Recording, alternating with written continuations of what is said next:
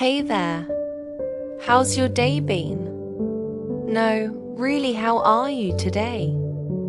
Hi, this is Why So Maybe, a podcast where we ask the small, quiet questions that often lead to the biggest answers, the kind that help us see life from a gentler angle. Today's episode is called The Quiet Kind of Dying Inside.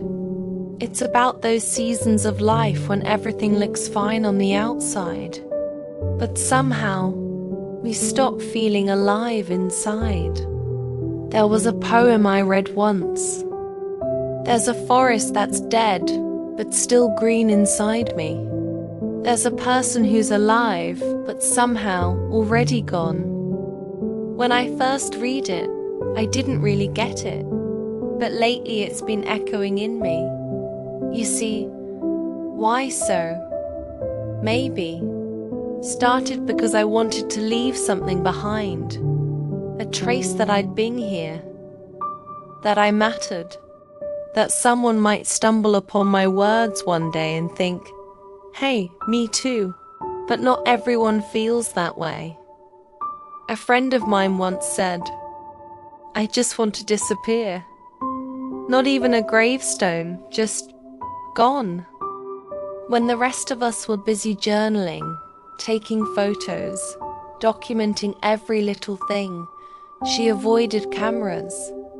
While we were trying to remember, she was practicing how to be forgotten. And beneath her sarcasm, beneath the way she rolled her eyes at everything meaningful, I realized she was rehearsing for a goodbye.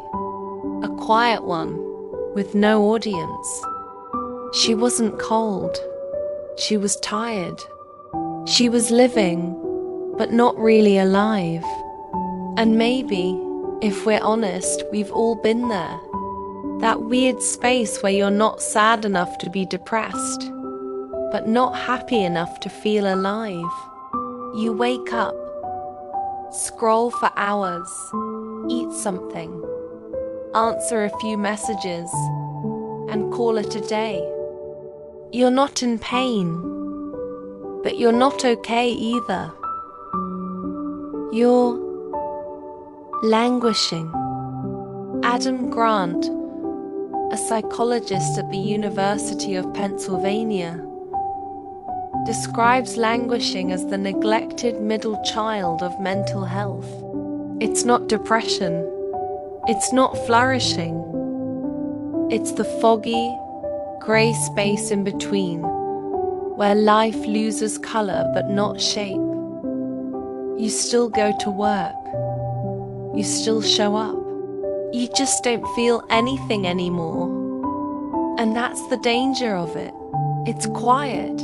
It doesn't scream. It just dulls you, one small day at a time. Psychologists say languishing often shows up like this. You can't focus. You procrastinate. You feel detached, restless, but not anxious. Your body's fine, but your soul's out of sync. It's not a breakdown. It's a slow fade. And it's sneaky, because it looks like functioning. But functioning isn't the same as living. Why does it happen? Maybe because we've lost something. Connection, meaning, validation. Think about it. Money gives us security. Love gives us warmth. Recognition gives us direction. Without them, even breathing can feel like labor.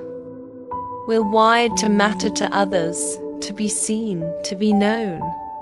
When nobody notices your effort, or when you feel like a ghost in your own life, the soul starts to shrink. And sometimes we don't even realize it's happening. We say, I'm fine, because that's easier than saying, I feel nothing. But pretending to be okay when you're not, that's a kind of self-betrayal. Ashley Fetters from The Atlantic once called it toxic optimism. That pressure to stay upbeat, to smile, to post something cheerful, even when your heart's gone quiet. The truth is, you don't need to be fine. You just need to be honest. So what can we do when we're languishing? Here's what I've learned and what psychologists suggest too. 1. Name it. If you can name the feeling, you can face it. Say out loud, I'm tired. I'm disconnected. I'm not okay right now. There's power in honesty. 2. Set small, meaningful goals. Don't try to fix your life overnight. Pick one thing, something small but yours. Something just hard enough to make you care, but not so hard you'll give up. Psychologists call it the Goldilocks rule. Not too easy, not too hard, just right. 3. Rebuild discipline gently. Try the 2-minute rule. If it takes less than 2 minutes, do it now. Brush your teeth. Stretch. Write one sentence. Little acts of movement become momentum. 4. Find your flow. Psychologist Nahali Csikszentmihalyi, the father of the flow theory, said that the key to happiness isn't constant pleasure, it's full engagement. When you're fully immersed in something, creating, cooking, fixing, painting, time dissolves and meaning reappears. Closing story. That same friend who once said she wanted to disappear, I found out later that she'd signed up to be an organ donor. She said, at least that way, something good will keep living. And in that moment, I realized, even in her exhaustion, even in her silence, she still wanted to give, still wanted to love, still wanted to leave something behind. She thought she didn't matter, but to me, she always will. Outro. Maybe that's the truth about the forest in that poem. Even when it's dead, it's still green inside someone's memory. And maybe that's the truth about us too. Even when we feel like we've stopped living, there's still a small pulse. A quiet, stubborn will to keep growing. So tonight, if you're listening and you feel that quiet emptiness, just know, you're not alone. The forest in you isn't dead. It's just resting. And someday soon, it'll turn green again. This is why so, maybe. Thanks for being here.